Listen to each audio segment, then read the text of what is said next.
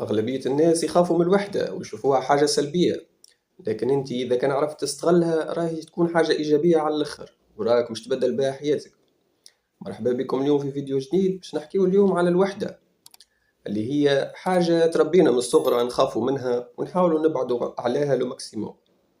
ديما في مجتمعنا كي نشوفوا إنسان وحيد ما عندوش برشا صحاب مثلا، ما يخرجش ديما من الدار، ديما نحطه في مخنا اللي هو إنسان غريب هذاك، وإلا بيه حاجة، وإلا الله أعلم عليه.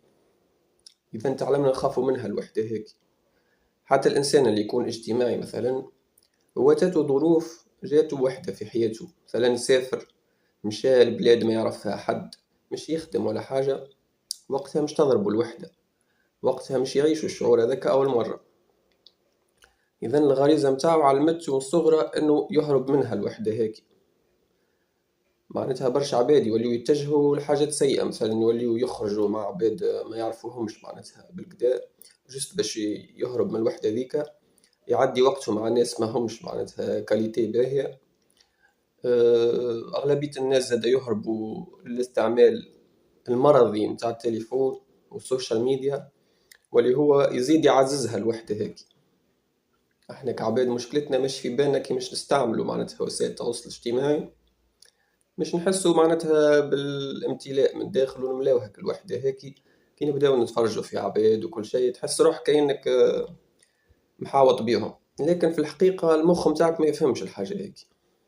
المخ متاعك جوست قاعد ياخذ في معلومات مشتتة فرد وقت، وانت قاعد تزيد عليه. اذا رد بالك تهرب من الوحدة بالحاجات هذوما، انك تولي اول حاجة تمشي لناس ما همش بكاليتي باهية جوست باش تملى الفراغ هذاك، وانك ثاني حاجة تولي تستعمل السوشيال ميديا برشا. وهذا الفرق بين الوحدة الإيجابية والوحدة السلبية اللي نحب نفسر الفرق بيناتهم اليوم. الوحدة السلبية كما حكينا عليها انك تولي هارب منها، والوحدة الإيجابية انك تشوفها فرصة. مش ديما انت كإنسان مش تكون وحيد وعندك الوقت، الوحدة هي إيجال عندك الوقت. كي تبدأ محاوط ببرشا ناس وعندك معناتها برشا التزامات معاهم، معناتها بار ديفو ماكش باش تكون عندك الوقت. لكن مع الوحدة باش يولي عندك برشا وقت، باش تولي مثلا أغلبية الوقت قاعد في الدار، والوقت هذاك تنجم تستغله بطريقة إيجابية. نجم بار إكزومبل تتعلم لغة جديدة، كان انت تنوي معناتها تسافر ولا حاجة، فرصة هذه باش تتعلم اللغة ذيك اللي من بكري وانت تقول أتو بعد أتو بعد. أي حاجة في مخك قاعد تأجل فيها يجي وقتها، وقت الوحدة، وقتها تنجم تعملها وتطبقها. تتعلم مهارة جديدة مثلا، حاجة تدخل منها فلوس على جنب، علاش لا؟ علاش معناتها مربوط كان بخدمتك العادية وما تشوفش آفاق أخرين لروحك. الوحدة تنجم تعطيك الفرصة للحاجة هيك. معناتها راهو الوحدة كنز، كيف انت تعرف تستغلها وكيف ما تدخلش في الوحدة السامة. هذا اللي نحب معناتها نبينه لكم. فما الفرق بين الوحدة الصحية اللي هي كما قلنا تولي تعمل عادات إيجابية جدد، تتعلم حاجات، تمارس حاجات جدد، هوايات، أي حاجة معناتها تملاك من داخل معناتها كإنسان.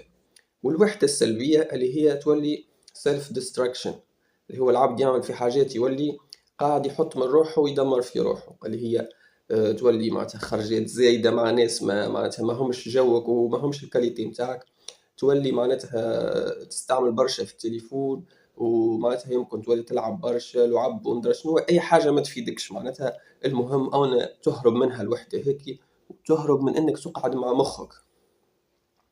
أنا نستغرب في برشا عباد علاش ما يجموش يقعدوا مع رواحهم لحظة معناتها. ديجا واحد من أصحابي قالها لي هذه، قال لي أنا ما نجمش نقعد في الدار درجين وحدي من غير معناتها ما يستعمل تليفون، من غير حتى جوست يوجه أفكاره. قال لي كاينها مش واطن يجيوني وقتها، يحس بخوف ويحس معناتها يحب جوست يحب يهرب منه أفكار، يهرب منهم. وأنا معناتها قعدت باهت، يعني تنجم تكون هذه أخطر حاجة معناتها في الأمور النفسية اللي ريتها، إنه واحد ما يجمش يقعد درجين مع أفكاره. هذا إنسان وصل معناتها تعبيت الأفكار متاعه بالحاجات الخايبة والسلبية اللي هو ما تعاملش معاها وما حلهاش. هذاك علاش لازم كإنسان تجرب تقعد وحدك وتجرب تواجه كل الأفكار هذيك. وذا وين باهي زاد الوحدة، باش تخليك تواجه كل الأفكار اللي خايف منها في مخك، وتنجم تحلها أنت وقتها. كل فكرة بشوية بشوية. أنا نعطيها مثل كأنه إيميلك تقعد فترة ما تحلوش يتملالك، تدخل تلقاه مليان بالإيميل. هكاكا الأفكار متاعنا تقعد برشا ما تتعاملش معاه تتكدس عليك، ما عادش تعرف وين تتجه.